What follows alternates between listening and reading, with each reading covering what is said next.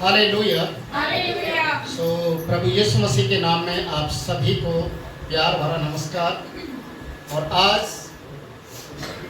प्रभु यीशु मसीह के जीवन से हम लोग एक ऐसे पहलू को याद करेंगे जो बहुत कम लोग उसको समझ पाते हैं, जान पाते हैं। और जैसा हम लोग परमेश्वर के वचन के अनुसार देखते हैं कि प्रभु यीशु मसीह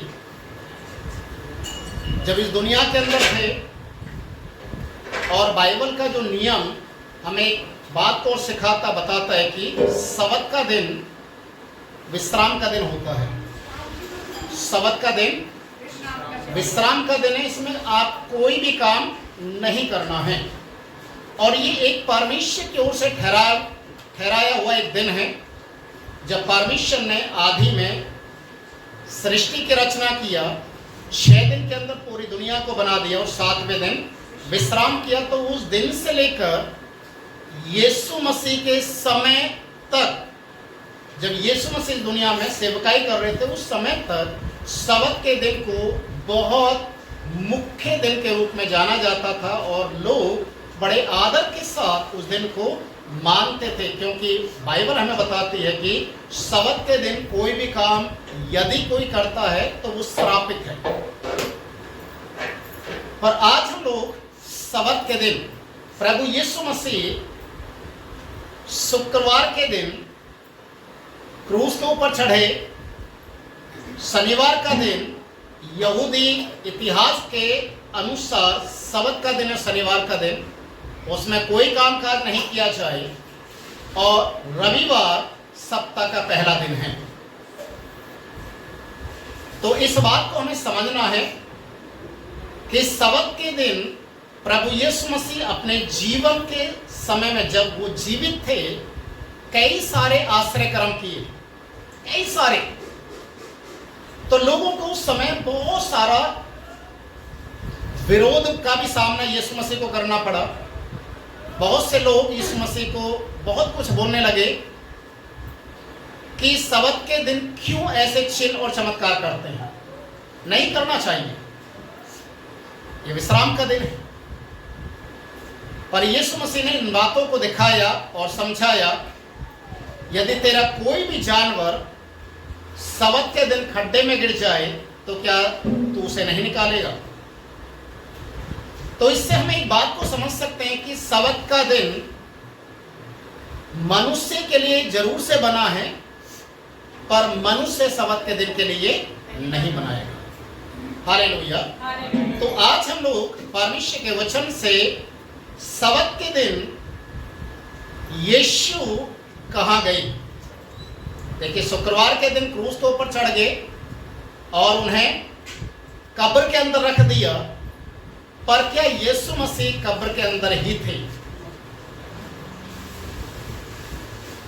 दो तरीके का मनुष्य का जो जीवन है, एक आत्मिक जीवन बोला जाता है और एक संसारिक जीवन। आत्मिक जीवन मृत्यु के बाद आरंभ होता है और संसारिक जीवन माँ के गर्भ से जिस समय दुनिया के अंदर पैदा होकर आते हैं तब से संसारिक जीवन शुरू हो जाता है। प्रभु यीशु मसीह ने दोनों तरीके से अपने चेलों को सिखाया, बताया। यूहन्ना रचित सुसमाचार उसका 5 अध्याय 24 पद हम पढ़ेंगे। यूहन्ना रचित सुसमाचार 5 उसका 24 पद हम पढ़ेंगे।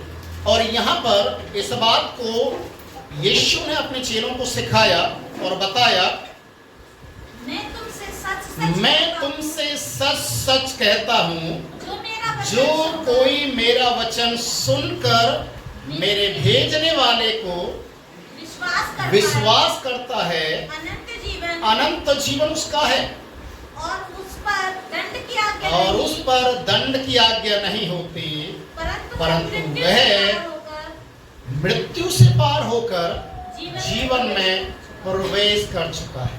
Hallelujah, hallelujah.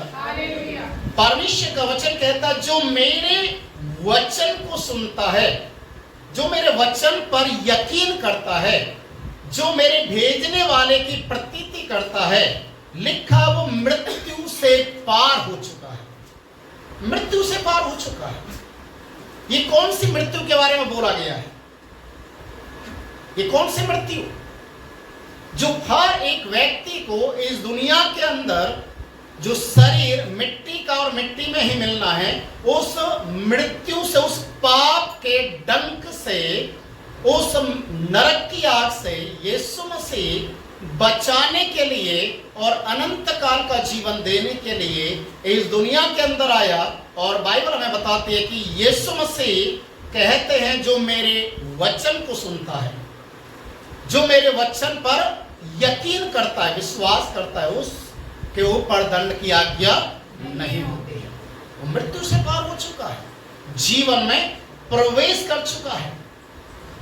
और लिखा है इसके 25 पद में, मैं तुमसे सच सच कहता हूं, वह समय आता है और अब है जिसमें मृतक परमेश्वर का शब्द सुनेंगे और जो सुनेंगे वे जिएंगे।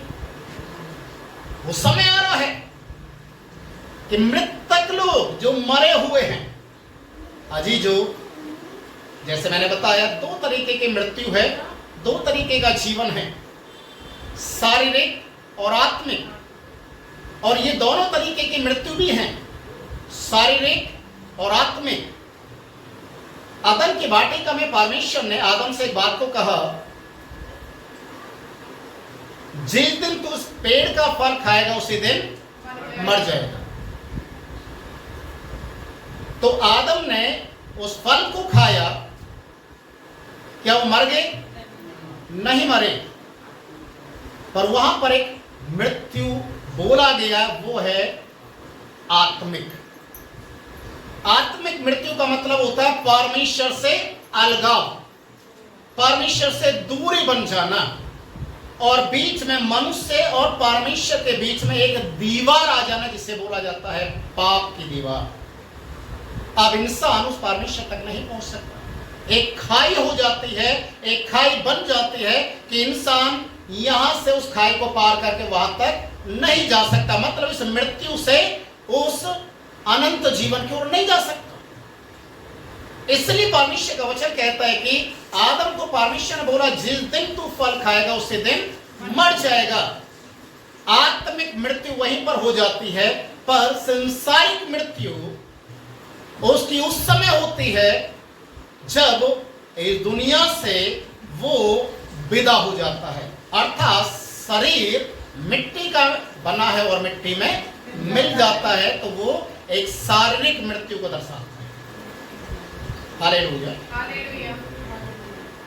यहां पर परमेश्वर का वचन हमें सिखाता है कि अब वो समय आ रहा है, आ गया है कि मृतक लोग परमेश्वर के वचन को सुनेंगे, और जो सुनेंगे वो जिएंगे। हालेलुया। जो मरे हुए लोग हैं, पौलुस कहता है मुर्दों में से जी उठो, क्योंकि अब जी उठने का समय आ गया है। उस नींद से बाहर आ जाओ, क्योंकि उजाला तुम्हारे ऊपर चमकने वाला है। प्रियो, जब हम परमेश्वर के वचन को हम जानते हैं, प्रभु यीशु मसीह ने इस दुनिया के अंदर रहते हुए बहुत सारे लोगों के जो शारीरिक मृत्यु को भी दूर किया और उन्हें जीवन दिया। याईर की बेटी जो मर चुकी थी, यीशु ने उसे जिंदा किया। एक विधवा स्त्री जिसका एक ही बेटा था, जो मर चुका था, उसकी अर्थी को लोग लेकर जा रहे थे, वो विधवा स्त्री रो रही थी। यीशु मसीह ने उस जवान को भी मुर्दों में से जीवित कर दिखाया। लाजर जिसे दफनाए 4 दिन हो चुका था, यीशु मसीह ने उसे भी जिंदा कर दिया। और ऐसे बहुत सारे लोगों को परमेश्वर ने जीवित किया, जो इस बाइबल में नहीं लिखे गए, पर बाइबल हमें बताते हैं जो परमेश्वर की आवाज को सुनेगा वो जिएगा। हालेलुया।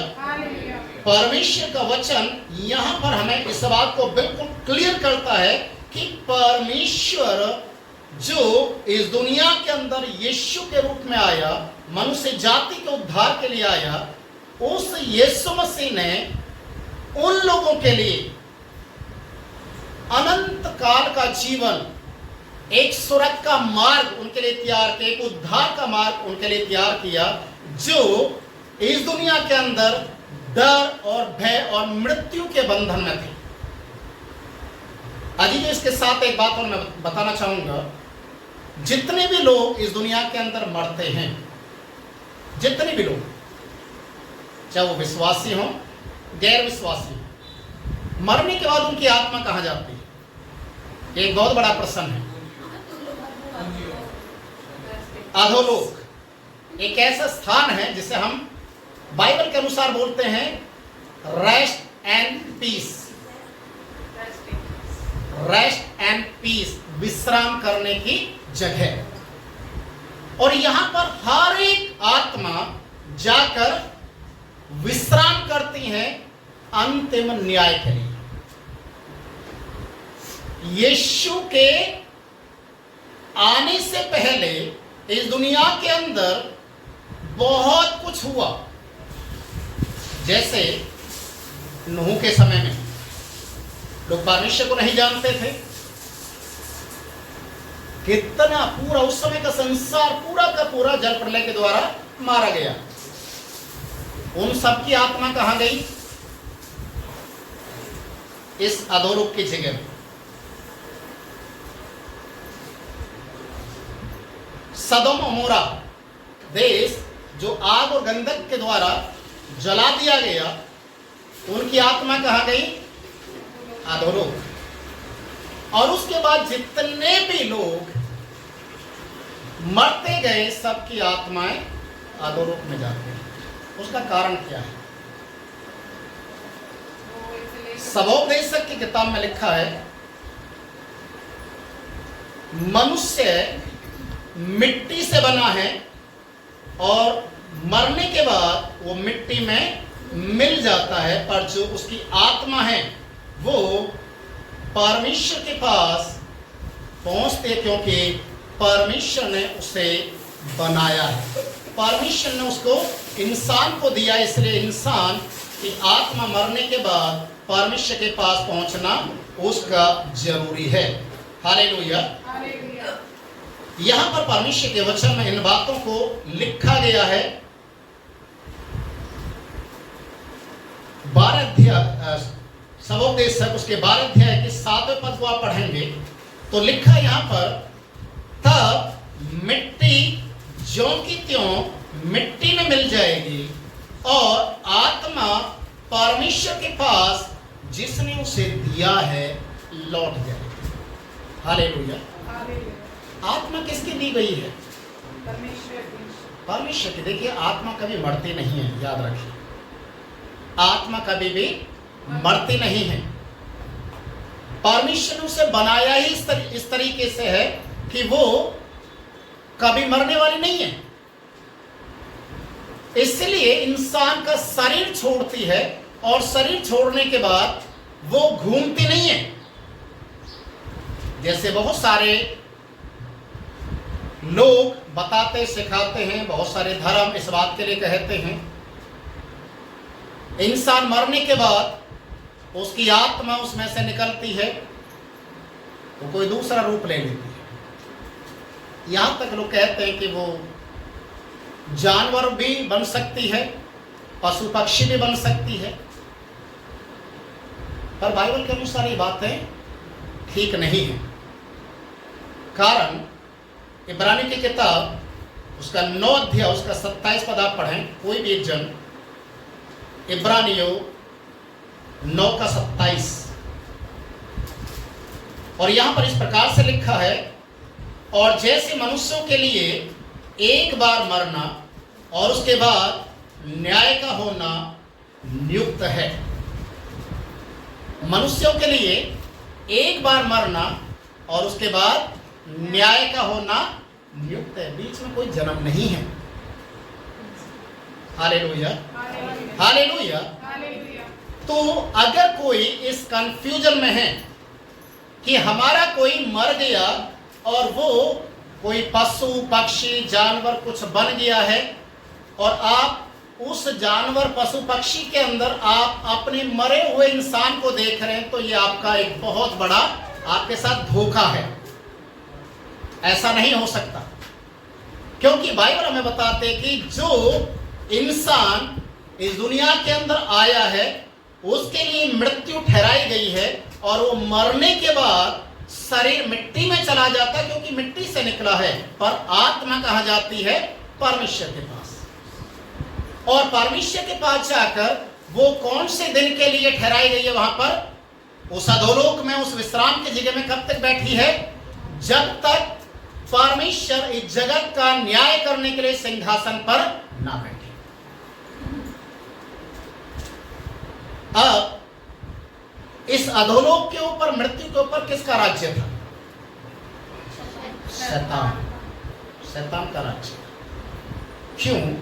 क्योंकि अदन की वाटिका में आदम से वो अधिकार छीन लिया था, और इसीलिए शैतान लोगों के साथ एक चोर और एक पुलिस वाले के समान उनके साथ गेम खेलना शुरू कर दिया। वो रूप बदल बदल कर आता है, रूप बदल बदल कर लोगों को दिखाता है और समझाता है और सिखाता और दिखाता है कि ये वो व्यक्ति जो मर चुका है, वो तेरे पास आया तो उससे मिलने के लिए बातचीत करने के लिए। कोई भी किसी भी रूप को ले सकता है। कई बार लोग कंफ्यूज हो जाते हैं। कई जगह तो ऐसी व्यवस्था भी है, जब इंसान का अंतिम संस्कार किया जाता है, अंतिम संस्कार करने के बाद जैसे जला दिया जाना, जलाने के बाद उसकी जो राख है उसको लेकर आते हैं, उसको छान कर किसी बर्तन के अंदर रखते हैं, उसे ढक दिया जाता है।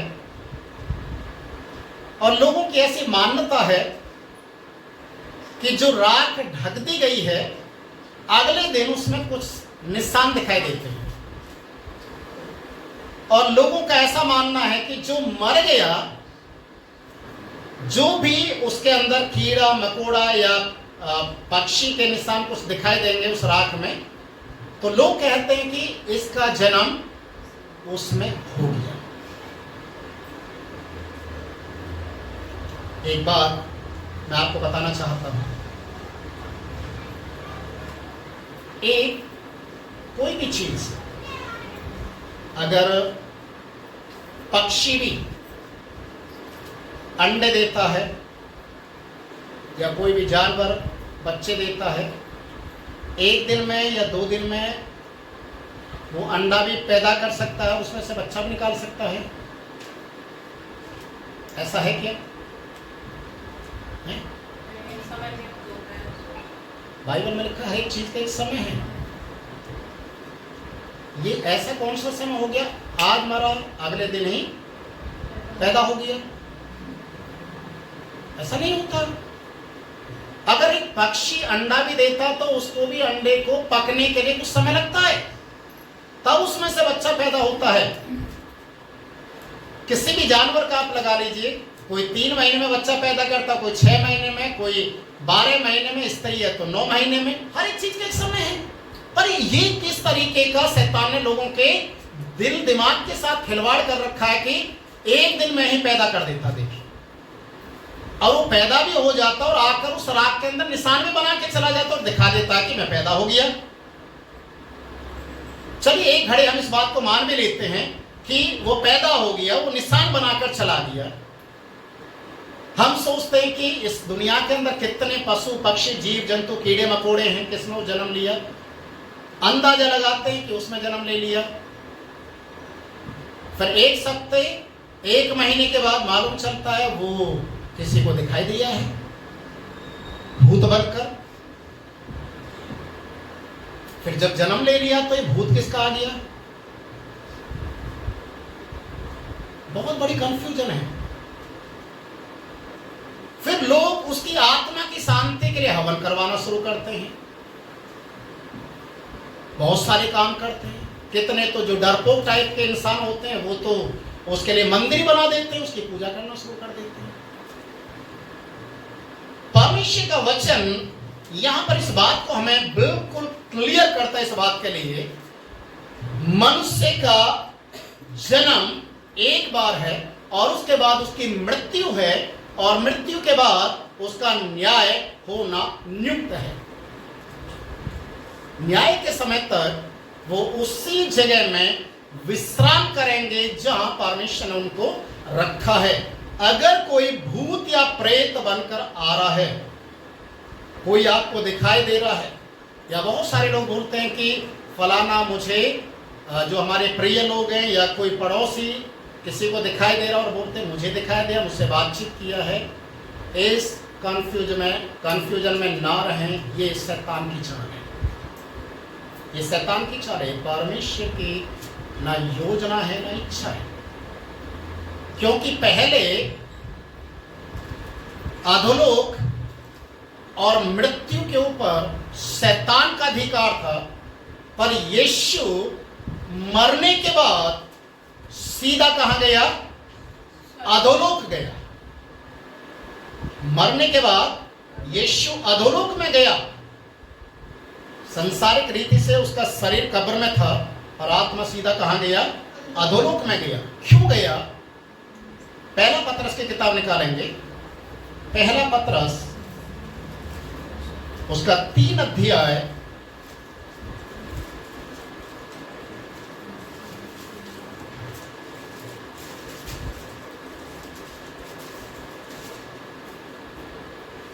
इसके 18 पद से अगर आप पढ़ेंगे तो लिखा हुआ है, पहला पत्रस 3 का 18 से, इसलिए कि मसीह ने भी अर्थात अधर्मियों के लिए धर्मी ने पापों के कारण एक बार दुख उठाकर ताकि हमें परमेश्वर के पास पहुंचाए।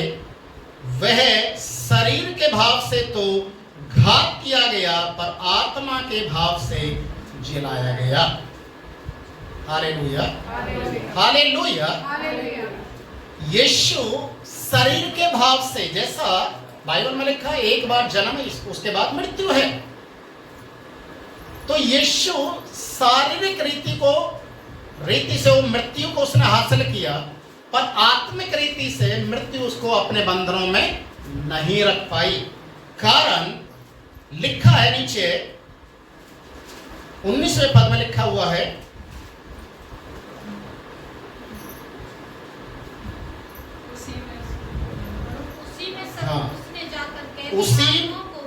उसी में उसने जाकर कहां पर जाकर?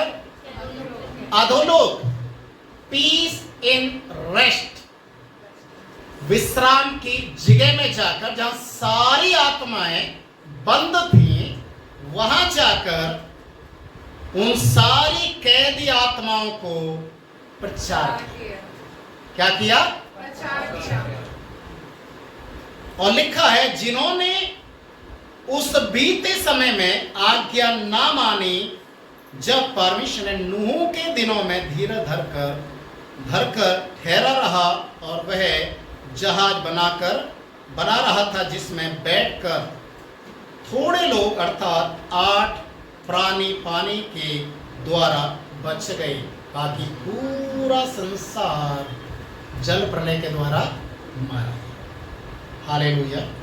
सारी आत्माएं कहां पर कैद थी? अधोलोक में। वहां पर यीशु गया और जाकर वहां पर सुसमाचार प्रचार किया, ताकि जो आत्माएं यीशु में विश्वास करेंगी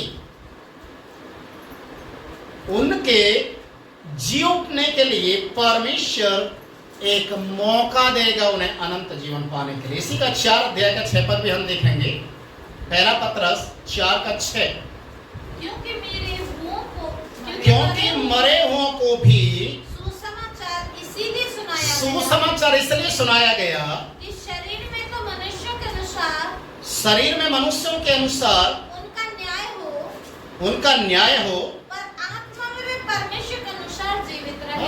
आत्मा में वो परमेश्वर के अनुसार जीवित रहे, इसलिए सुसमाचार सुनाया गया, ताकि हर एक कैदी आत्माएं इस बात को जान लें कि उनके लिए भी सुसमाचार है, उनके लिए भी यीशु मसीह मरा है। देखिए, जगत के आरंभ से लेकर जगत के अंतिम व्यक्ति तक यीशु मसीह एक ही बार क्रूस के ऊपर मर चुका है। अब यीशु मसीह इस दुनिया में जब प्रकट होगा, दिखाई देगा, तो वो मरने के लिए नहीं आएगा। हालेलुया, न्याय करने के लिए आएगा। परमेश्वर के वचन में लिखा है यीशु सब्त के दिन सांसारिक रीति से वो मारा गया, कब्र में उसके शरीर को रखा गया। वो सबसे पहले एक डाकू को लेकर स्वर्ग में गया, क्योंकि डाकू ने क्या बोला था, क्रूस के ऊपर लटका हुआ था, परमेश्वर का पुत्र है तो अपने आप जब को तू बचा अपने ले। राज्य में जाए तो मेरी भी सुधि भी ले, लेना। मेरी भी सुधि ले। तो यीशु मसीह ने बोला आज ही तू मेरे साथ स्वर्ग में होगा। अभी देखिए कितनी अचंभे की बात है। यीशु ने अपने प्राण को त्यागा, कब्रें खुल गई थी, कब्रें खुल गई थी, लोगों ने अपनी आंखों से देखा, और जो उनमें मुर्दे थे वो जी उठे। हालेलुया, क्योंकि यीशु को वो अधिकार था, और अधोलोक और मृत्यु जो शैतान के वश में था, यीशु गया, और यीशु को भी शैतान ने क्या समझा, ये भी साधारण व्यक्ति होगा, साधारण आत्मा होगी। जब संसारिक मृत्यु उसने सहन कर ली है, लोगों के द्वारा फंसाया गया, तो मैं भी अपने चंगुल में इसको फंसा कर रखूं। पर ऐसा शैतान नहीं कर पाया। उस नरक में, उस अधोलोक में लड़ाई हुई, और लड़ाई होकर यीशु मसीह मृत्यु के ऊपर जयवंत हुए। हालेलुया। पहला कुरिन्थियों की किताब उसके 15 अध्याय में जब आप पढ़ेंगे, उसके 55-56 पद में ये बातें लिखी हुई हैं कि यीशु कहता है, मृत्यु अब तेरी जय कहाँ रही, क्योंकि यीशु मसीह ने उस मृत्यु को भी हरा दिया। प्रकाशित वाक्य 1 अध्याय उसके 18 पद को आप पढ़ेंगे तो वहां पर इस बात को बोला गया है कि अधोलोक और मृत्यु की कुंजियां अब किसके हाथ में है, यीशु के।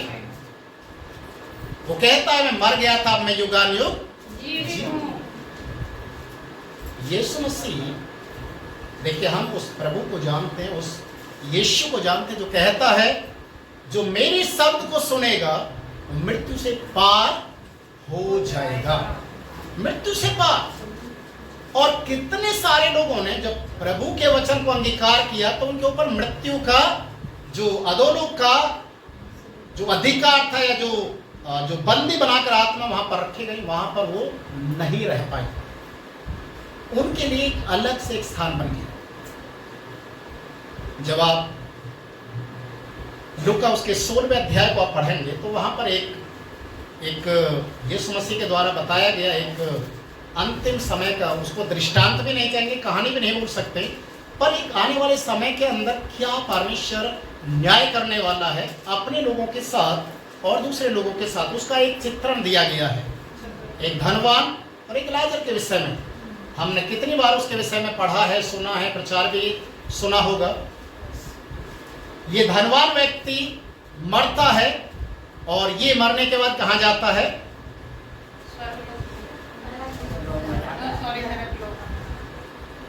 ये एक ऐसी जगह में जाता है जहां पर आग जलती है ना? जहां के कीड़े नहीं मरते। पर उसी धनवान के घर के सामने रहने वाले गरीब, लाचार, बेसहारा एक लाजर नाम का व्यक्ति भी मरता है। उसकी आत्मा कहाँ जाती है, वो स्वर्ग नहीं है, अधोलोक के अंदर ही एक विशेष स्थान बना दिया है। जो प्रभु की सुसमाचार पर विश्वास करते हैं वो बंदी बनकर आत्मा के तरह नहीं, वो थोड़ा सा एक अलग से एक जगह उनके लिए है अधोलोक में।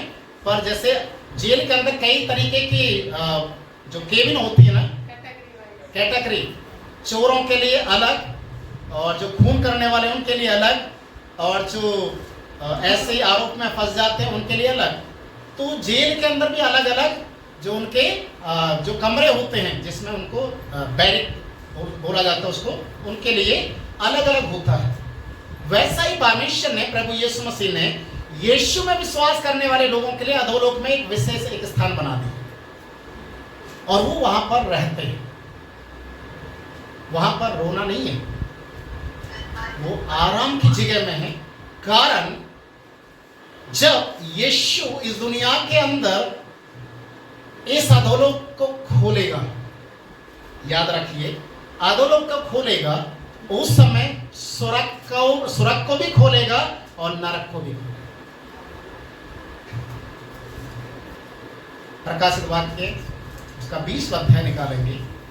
प्रकाशित वाक्य 20 अध्याय उसके 11 पद से जब आप पढ़ेंगे तो वहां पर लिखा है, हर एक व्यक्ति जो इस दुनिया के अंदर जिस हालात में मरता है वो उसी हालात में उसकी आत्मा जाकर कैद हो जाती है, और जब परमेश्वर न्याय सिंहासन पर बैठेगा यीशु मसीह, इस चीज को याद रखिए, न्याय करने का अधिकार केवल यीशु को है, कोई दूसरा न्याय सिंहासन पर नहीं बैठने वाला है। लिखा है प्रकाशित वाक्य 20 अध्याय उसके 11 पद से जब आप पढ़ेंगे तो लिखा है, फिर मैंने एक बड़ा सिंहासन और उसको जो उस पर बैठा हुआ है देखा, उसके सामने से पृथ्वी और आकाश भाग गए और उनके लिए जगह ना मिली। ये उस समय का सीन है जब परमेश्वर सारी दुनिया का अंत करने के लिए चले।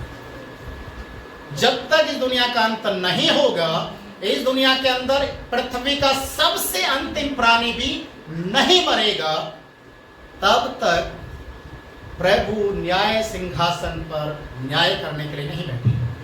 और जब यीशु बैठेगा तो लिखा है आकाश और पृथ्वी भाग जाएंगे, उनके लिए कहीं जगह नहीं रहेगी। और लिखा है, फिर मैंने छोटे बड़े सब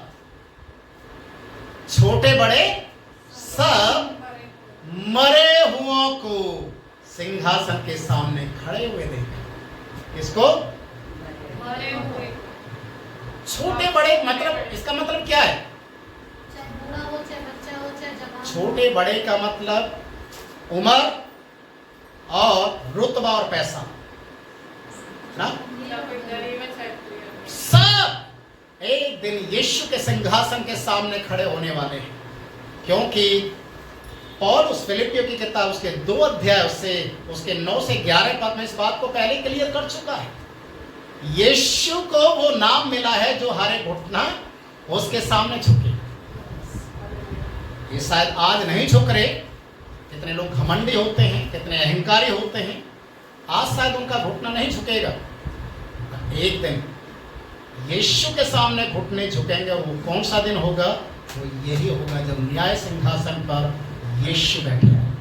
हालेलुया। और लिखा है, सब बड़े छोटे मरे हुओं को सिंहासन के सामने खड़े हुए देखा, और पुस्तकें खोली गई, और फिर एक और पुस्तक खोली गई, अर्थात जीवन की पुस्तक, और जैसा उन पुस्तकों में लिखा हुआ था वैसे ही उनके कामों के अनुसार मरे हुओं का न्याय किया गया। Hallelujah, hallelujah. पुस्तकें खोली गई।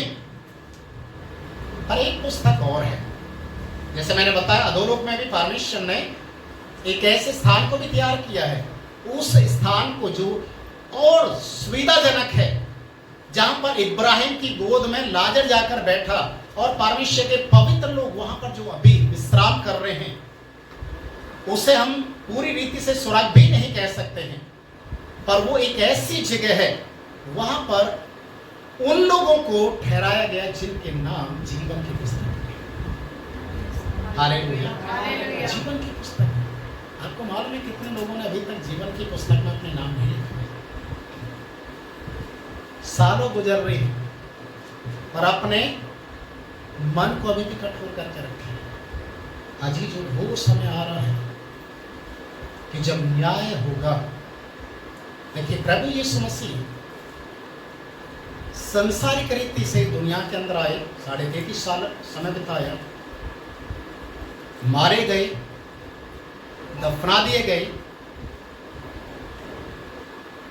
प्रभु की आत्मा अधोलोक में गई। उन आत्माओं को भी जो कैद में थे उनको सुसमाचार प्रचार किया। जिन्होंने भी जो विश्वास किया उनको एक विशेष एक कैटेगरी में उनको रखा गया। जिन्होंने विश्वास नहीं किया वो अभी भी उसी अधोलोक के अंदर बंदिश में है। और यीशु मृत्यु और अधोलोक की कुंजियों को शैतान से छीनकर वो बाहर आ गया और वो कहता है कि मैं मर गया था, अब मैं युगानुयुग जीवित हूँ। अधोलोक की कुंजियां मेरे हाथ में है। अब यीशु जिसे चाहेगा उसे धक्के मारकर नरक में भी डाल सकता है और जो मन फिराता है उसे स्वर्ग में भी लेकर जाने के लिए, उसके नाम को जीवन की पुस्तक में लिखने के लिए अधिकार यीशु है।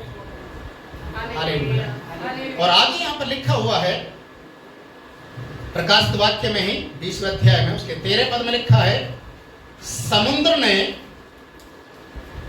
जो उनमें मरे हुओं को,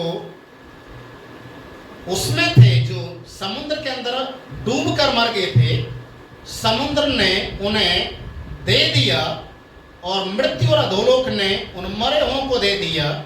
देखिए लिखा हुआ है, और जो उनमें जैसे उनमें थे दे दिया और उनमें से हर एक के कामों के अनुसार उनका न्याय किया गया। जो जिस कंडीशन में मरा है, अगर कोई जल कर मर गया है तो आग उसको वापस करेगी, जो डूब कर मरा है तो पानी वापस करेगा, जो दफना दिए गए तो मिट्टी वापस करेगी। सब कहाँ जाना है? परमेश्वर के सामने जाना है। और वो जिनको जहां जिस हालत में परमेश्वर ने रखा है वे सारे परमेश्वर के सामने उपस्थित होंगे। और लिखा मृत्यु और अधोलोक आग की झील में डाले गए। यह आग की झील दूसरी मृत्यु है। इसके बाद कोई मृत्यु नहीं है। ये अंतिम न्याय होगा या अंतिम मृत्यु है। जो एक बार इस नरक की आग में चला गया वो वहां से फिर वापस नहीं निकलेगा, वो बंद हो जाएगा हमेशा। यहां तक कि शैतान और उसकी जितनी भी आत्माएं उस सब के सब उस नरक की आग में डाले जाएंगे।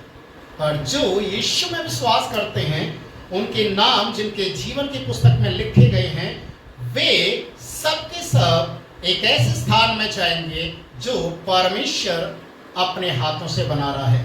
और यूहन्ना रचित सुसमाचार 14वें अध्याय में उसने बोला है कि मार्ग, सत्य और जीवन मैं हूं, कोई मेरे पिता के पास मेरे बिना नहीं जा सकता। और 14वें अध्याय के पहले पद से आप पढ़ेंगे तो लिखा है, तुम्हारा मन व्याकुल ना हो, तुमने परमेश्वर में विश्वास किया, मुझ में भी विश्वास रखो, क्योंकि मैं कहाँ जा रहा हूं? कहाँ जा रहा हूं? अपने पिता के पास। किस लिए? तुम्हारे लिए जगह तैयार कर। अभी जगह तैयार नहीं हुआ, करने के लिए गया है। जब जगह तैयार हो जाएगा तो प्रभु में विश्वास करने वाले लोग कहाँ रहेंगे? Hallelujah, hallelujah, hallelujah. देखिए, अगर आपने कभी कभी देखा होगा कि कोई सोसाइटी बहुत अच्छी बनाई जाती है, अच्छी उसमें फैसिलिटी दी जाती हैं, सिक्योरिटी का पूरा और ग्रीन लैंड का भी पूरा ख्याल रखा जाता है। जैसे अभी फरीदाबाद में, दिल्ली में बहुत सारी जगह सोसाइटी बनी हुई हैं, वहाँ पर पार्क, स्विमिंग पूल वगैरह वगैरह, मेडिकल सुविधा, सारी चीज़ें होती हैं। और लोग जब जाते तो देखकर बड़े खुश हो जाते हैं, अरे वाह कितना शानदार फ्लैट है, इतनी सारी सुविधाएं, किसी चीज़ की कोई कमी नहीं है। अंदर ही उसी कंपाउंड के अंदर सारी चीज़ों की सुविधा। लोग करोड़ों रुपए दे देते हैं उसमें फ्लैट लेने के लिए। अब सोचने वाली बात है, लोग अपनी सुविधा और अच्छी जगह में जाने के लिए करोड़ों रुपए देकर उस जगह को लेते हैं, फिर भी एक दिन उस जगह को खाली करके जाना है ना? सारा सामान धरा का धरा रह जाता है। पर क्यों ना हम फ्री में उस जगह को लें जो कभी हमसे छीनी नहीं जाए। हालेलुया। जो कभी छीनी नहीं जाएगी, जो परमेश्वर आपके लिए जो अलाउड कर दिया है, ये मेरे बेटे के लिए है, ये मेरी बेटी जैस्मिन के लिए, ये उससे छीनी नहीं जाएगी, ये उसके लिए है ना? कर रहा मैं जगह तैयार करने के लिए जा रहा हूँ तुम्हारे लिए, ताकि जब आऊं तो तुम्हें लेकर जाऊं। अभी दूसरी बात और इसमें समझने वाली बात है, यीशु मुर्दों में से जी उठा। शरीर तो वही था जो पहला था, जो घायल किया गया, पर सामर्थ उसके अंदर परमेश्वर की थी। हालेलुया। उसी घायल शरीर को यीशु ने 40 दिन तक इस दुनिया में दिखाया। चेले लोगों ने देखा, छू कर भी देखा, खाना खिलाकर भी चेक किया, यकीन दिलाया मैं वही हूं, मैं भूत या प्रेत नहीं हूं, मैं वही हूं। और जब यीशु पिता के पास उठाए गए तो उसी शरीर के साथ उठाए गए, क्योंकि उस शरीर पूरा रूपांतरित हो चुका था।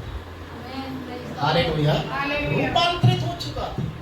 वैसा ही प्रभु के लोगों का शरीर भी रूपांतरित होने वाला है। वो उड़ेंगे पक्षियों के समान और बादलों पर परमेश्वर से मिलेंगे। हालेलुया। तो ये एक ऐसा संदेश है कि यीशु विश्राम के दिन भी विश्राम नहीं किया। उसने जाकर कैदी आत्मा को सुसमाचार प्रचार किया, अधोलोक में गया, शैतान से मुठभेड़ किया, और वहां से यीशु उन आत्माओं को सुसमाचार सुनाते हुए एक सुसमाचार उनको दिया ताकि वो भी प्रभु को अंगीकार करें। हालेलुया।